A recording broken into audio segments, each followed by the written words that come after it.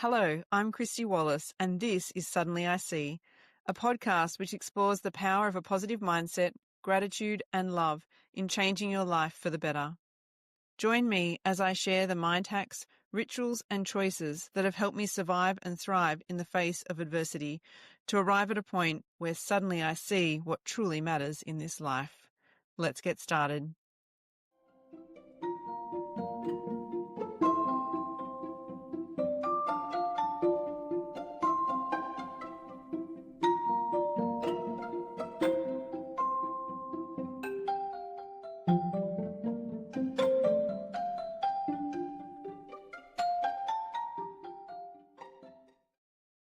Hi everyone, welcome to episode 13, To Baby or Not to Baby.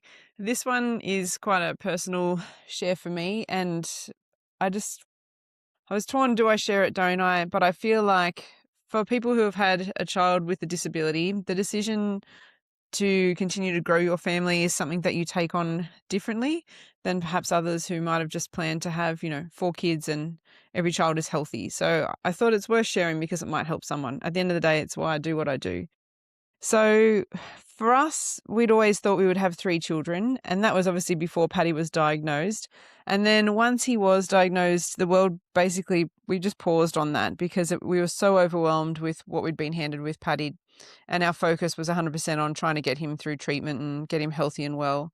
And we had a point of 2 or 3 years where Paddy was healthy and well, which was great. So all through his kind of preschooling age years, he was, making progress. He was going to physio, OT, all the things I've spoken about before. And we've kind of found a rhythm with it. We're still having 3 monthly MRIs, but they're always stable. And we just seemed like we were in a good, calm kind of space. And I guess that's when the idea of, well, how do we still feel about baby number 3? Is that still an option for us? Or have we completely shut the door on that?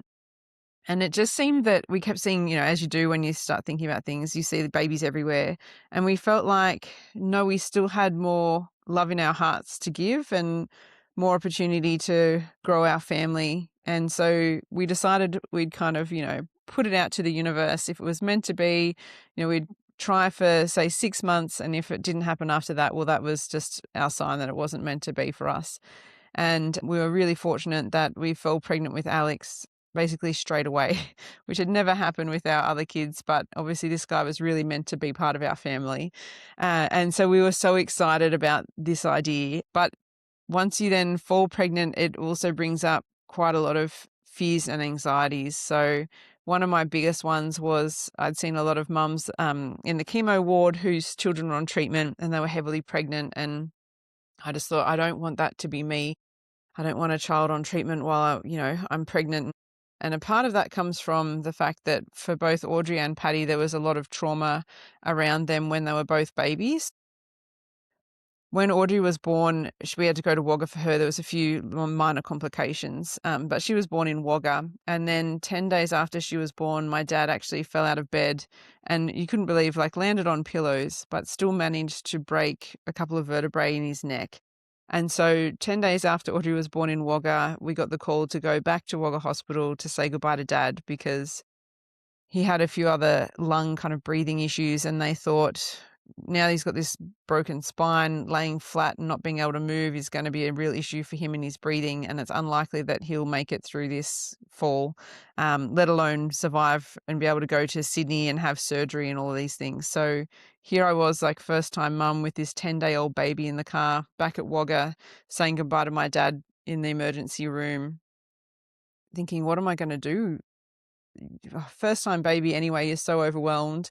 I'd lost a lot of blood, so I was suffering from really quite bad iron deficiencies as well, and it was horrible. And then Dad actually, to his, spirit and courage that he has, made it to Sydney, made it through the surgery, but spent 3 months in Sydney rehabbing and recovering from that surgery. So it meant Mum went straight away as well to be with Dad, obviously. So it was sowing season. Fred was on a tractor. I was at home with this newborn baby, not really knowing what I was doing, still feeling horrible. Now Mum and Dad have gone away and, Dad's undergoing major surgeries. And so for me, my memory with Audrey was a lot of trauma. She also had extreme reflux, so she just screamed all night long for 6 weeks too, until we could work out that's what it was. We never had a baby, so we just assumed all babies scream like this. And as soon as we got reflux medication, the game changed. But to be quite honest, the first few months with Audrey were just really traumatic for me as a parent. And obviously similar stories with Paddy, where he just would scream most nights and we couldn't work out. We thought it was reflux, but medication didn't make a difference. And then obviously what we went through with Paddy being diagnosed as well. So for me, there was a lot of fear around, and that association that for me, babies equaled some kind of trauma or extreme challenge in life. And I really didn't want to replicate that.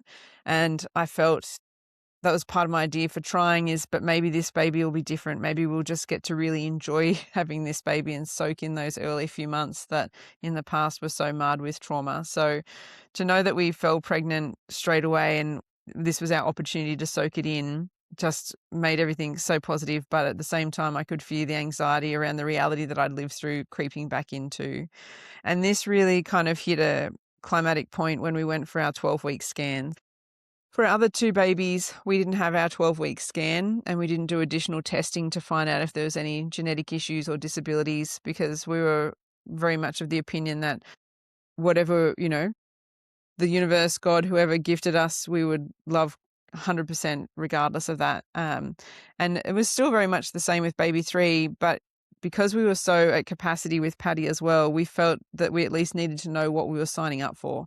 And so we decided to do the 12-week scan so that we had preparation time to know if this baby was healthy or if this baby was going to need additional support and what we would do from there. So that was fine. And I thought I was okay with that. And we went into the same, place in Wagga where we had all of our scans with our other kids at 20 weeks.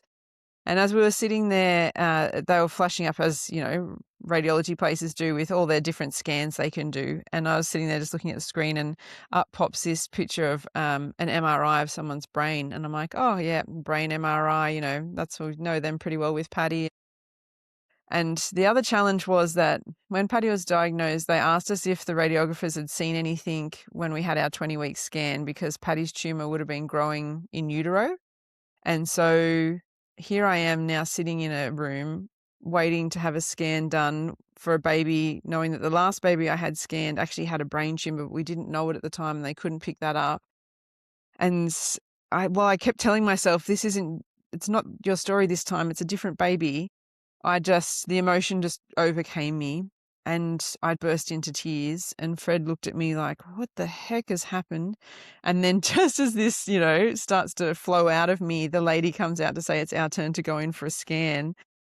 And by that point, by the time we hit the actual room, I was in messy cry. I couldn't even talk. Fred saying what's wrong, and I couldn't even speak to explain what it was because I was just trying to push it down so hard to get into the room. And at the same time in my head thinking, this lady thinks I don't want the baby. This lady thinks my husband's a horrible man, or, what story is she thinking? But I couldn't even talk to explain what I was going through. And I remember just being able to get out that it's reminding me of Paddy. And then I obviously picked up on it and was able to say, oh, yeah, look, our last child had a brain tumor and, it would have been growing when he was in utero as well. And so I think it's just, hit her that it's a bit full on and, and everyone's telling me it was going to be okay. But the anxiety around what if she finds something in this scan was phenomenal and way too real for us. Yeah. So we made it through the scan and she gave me like the biggest goodie bag of like, here, have some freebies, like make it all better. And I remember just being so embarrassed after, and we went for a coffee and I just could then explain to Fred obviously what was going on in my head. And it really made me aware that I think if this is how I'm feeling, I need to get some support for this pregnancy. It's not going to be as easy as I thought it was mentally actually to go through this process. And yes, so that was a big realization, but something that I could actually get help with. So I went and saw our GP and said, look, here's what's happened at the 12-week scan. I think I need to get some supports in place now. And the other challenge for me was planning to have a baby back in our town where I'd had Paddy. And my dad was, again, a heavy part of each baby's, obviously with Audrey in a really traumatic way in that, he nearly died a few days after she was born. But then with Patty, actually, my waters had broken and I got admitted to the hospital at 10 o'clock that night or whatever, thinking something might happen overnight, and nothing did again, which is what had happened with Audrey. But my dad was actually in hospital at the time, giving my mum some respite. She'd had cataract surgery done. And so when I got up the morning that Patty was born, I thought, well, nothing's happening. Here we go again. I'm just going to go for a walk around to see Dad and let him know I'm actually in the hospital kind of thing, and say g'day and see how he's going. And I said to Fred, he had a meeting with the bank manager at 9. I was like, off you go. Nothing's probably going to happen here. We'll probably end up in Wagga again, having to be induced. So I went around to Dad and had a chat, and he was surprised to know I was actually in the hospital or whatever. But it was really nice to sit and spend that time with him and have a talk. And then while I was sitting there, I could feel the contractions getting stronger, and I was like, whew, I think something's happening here. But I didn't want to let on too much to Dad because I didn't want him to worry either. So after about half an hour, I was like, okay, well, I'm going to head back around, Dad, and, go back to the ward and see what's happening over there. And so I walked back, and by the time I got back to the room, I was like, wow, I think we're actually on here. So I quickly called Fred to make sure he hadn't gone out to the farm yet for this management meeting. And thankfully he hadn't, because then I have babies pretty quick. So within 2 hours of that, baby Patty had arrived. But the cool thing was, as soon as he was born, apparently Dad was at the doors of the maternity ward just checking I was okay. And when he got to the room and I wasn't there, he was actually banging on the doors of the labour ward. And I was like, thank God they didn't let him in. But it was so cool. So he was the first person to meet Patty because he was just there. Oh, thought I was okay with that, but still, happy tears way. Like, there's so much of Patty that's like my dad, and I just think from the minute that kid was born, Dad was there, and I think that's why. Anyway, wow. So here I am about to prepare to have a baby in Temora Hospital again, but going into it knowing that Dad wasn't here, even though it's kind of a sick thing in a way, like so much of Dad's time with my children was when he was unwell, and it was challenging for me. As it was still, Dad was there, and that was better than nothing. And this time we had nothing because Dad wasn't there. And going into having a baby and knowing that, for me, was really hard.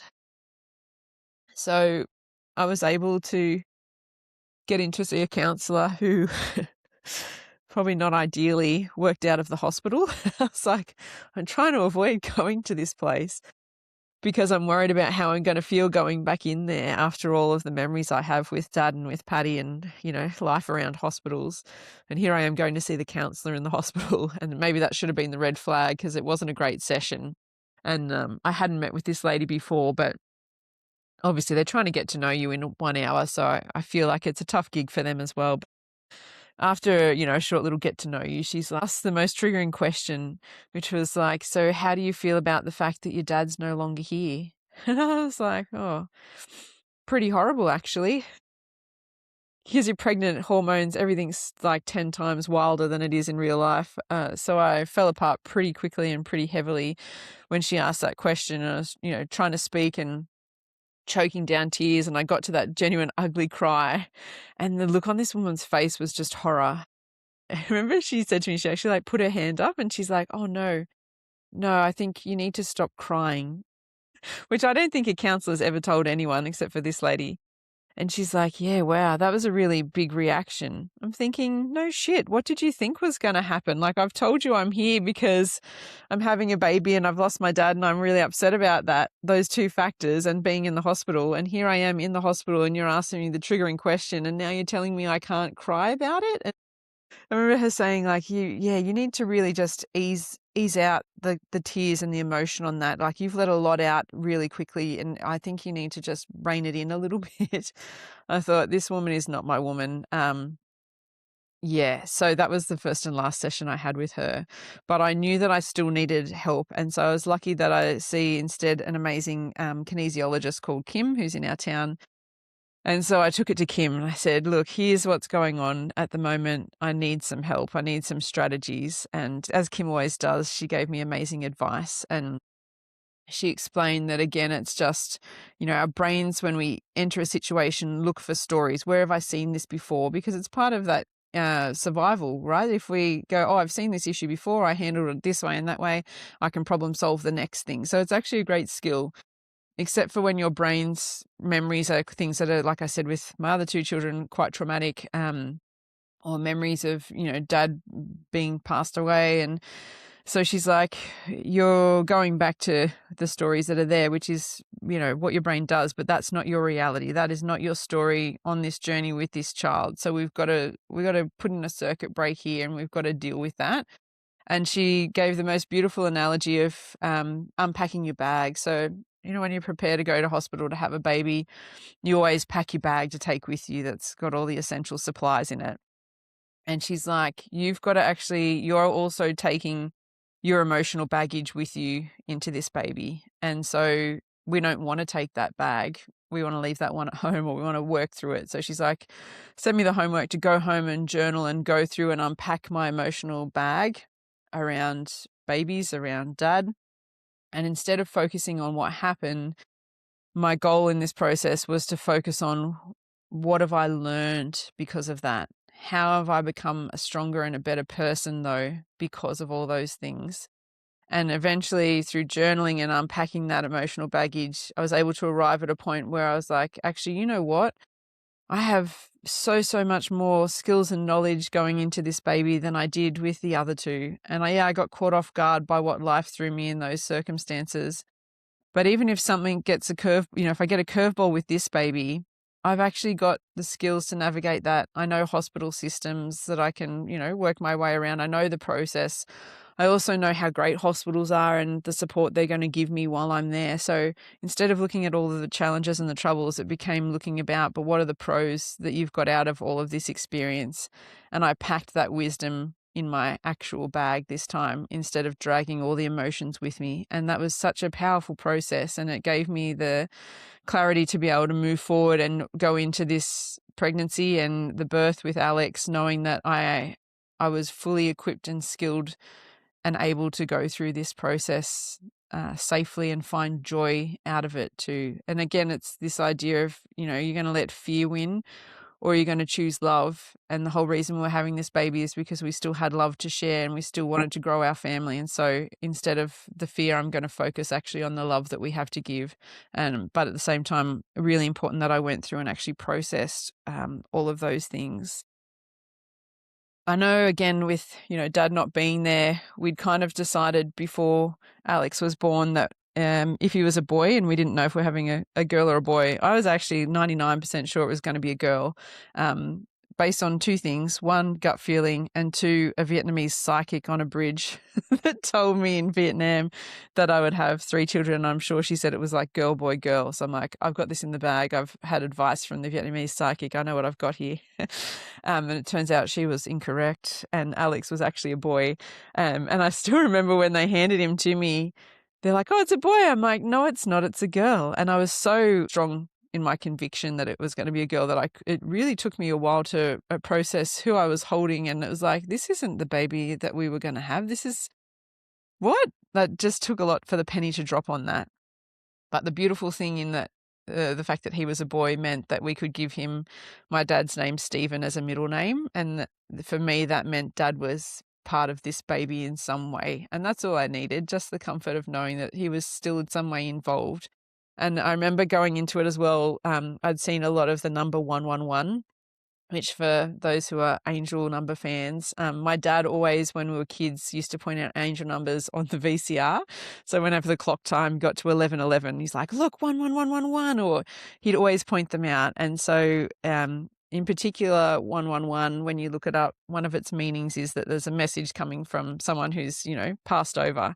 And so I'd always look out for 111, and that was a sign as well for me, that dad was around, as well as the wedge-tailed eagles, but also 111 was his sign for me.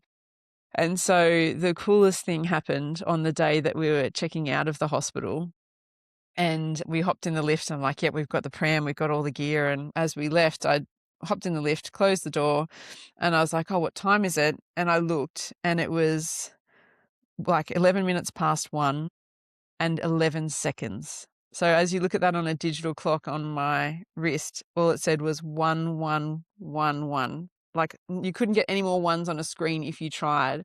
And I just had that moment where I went, Dad's with me. He's here. He's been here the whole time, and we're okay. And that gave me so much comfort. Yeah, and I still, to this day, I just know Dad's always still with us and watching us and taking care of us as we go through life. So that was a awesome little memento at the end of our time at the hospital, where, you know, we'd been and looked at Wagga Hospital too, because I thought, I don't want to, if things flare up, I don't want to be locked into the one in town where I was. I wanted to have an option, and here we were able to give birth back in our original hometown hospital where all the memories and things were, and still know that Dad was with me. So that was beautiful. I guess then we're at the takeaways already. Whew, that felt quick. First takeaway then, life, as always, comes back to a choice between love and fear. And I've found in my experience that when you take the time to process the fear and you get to a point where you can choose love, then good things always happen. And I know there's an expression that says, you know, what's meant for you will always find you. And I feel like Alex was meant for us. And there are definitely times where he challenges the backside out of us and we think, yeah, wow, imagine how life could have been with just two calm kids. He's the firecracker in our household. But he was meant to be with us, and he found us, and, you know, we trusted our love was stronger than the fear in that situation to try again for baby number 3, and it worked out for us. The second takeaway is the importance again of taking the time to unpack and process. I think we live in a world where we just numb out to our emotions and we just push things down, or we, you know, put on a Netflix episode, we eat, we do whatever we need to do to numb what we're actually feeling on the inside. And it's not nice, but emotions are things, like I've mentioned earlier in podcast episodes, you have to pass through them. You can't just keep pushing them down. So this was another example for me of the incredible importance of taking the time to actually unpack what you're feeling, and go through and understand it and try and rationalize the emotions, and yeah, so you can move forward with that, because it made a big difference for us. And also then drawing the distinction between what's an old story and what's the reality in front of you. Don't, you know, keep bringing the old stories with you when they no longer apply. There comes a time in life where you've got to shed those and instead realize it's your opportunity to create a new story. And while that might have happened in the past, this is going to be different. And the final takeaway is, again, through this journey, learning to focus on your successes. Yes, we'd been through a lot with Audrey and with Paddy as babies, but I'd survived it. So, you know, if you've survived 100% of your challenges to this point, the odds are you're probably going to be able to survive the next one too. And trusting in yourself that you have the ability to overcome so many obstacles in life and so many challenges, but you've got to back yourself and you've got to trust yourself in that moment that it'll work out, or that if not, your future self will find a way to get you through it. So thanks so much for joining me on this journey that got a bit more emotional than I'd planned, actually, but there you go. That's the beauty of being honest and authentic, right? You just get what comes out. But I really appreciate all of your love and support and for taking the time to listen. So thanks. I'll see you next episode. Bye. I hope this episode has given you something to reflect on, or some tools that you can implement in your own life. If you know someone who could benefit from this episode, please share it with your family or friends. It would mean so much to me. Remember to stay positive, be grateful, and take each step of the journey with kindness and love in your heart. Until next time, bye.